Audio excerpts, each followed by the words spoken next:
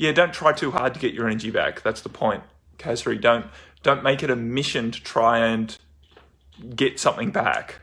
We're moving forward, and I know we want to be energized and enthused because we naturally enjoy that state more.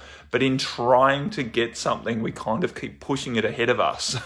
we think that our joy is in the energy, and it's not. Our joy is our joy. When we find our joy in the moment, then the energy comes.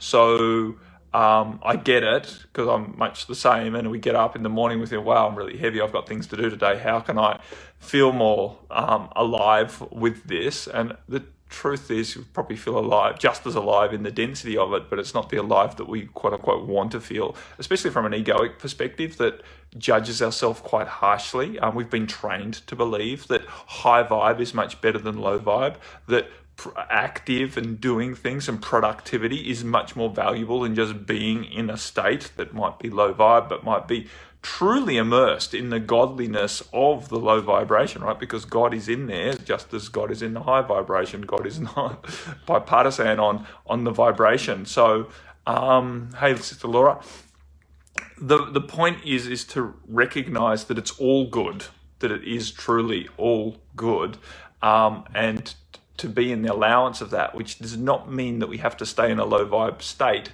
for any particular length of time. It's not that we're not allowed to move on. Of course we are, but it's about needing to move on in order to somehow prove ourselves or appease ourselves. That kind of has us circumventing the process, because we don't really allow ourselves to get the value out of the integration and the assimilation that's happening in that denser state of integration that we quote unquote don't like feeling.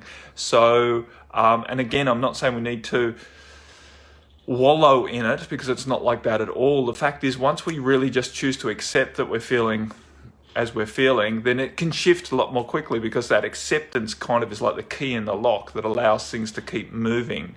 And sometimes things keep reappearing in our life because it has not yet gained our acceptance of it. And that's kind of that recognition, the deeper awareness, the acceptance, the allowance, and then a relaxation around it, which then not perpetrates, but allows, I'll just use the word allows, but then allows the process to keep flowing forward. I had a much more eloquent word in mind, but it didn't come. Perpetrates the movement onwards.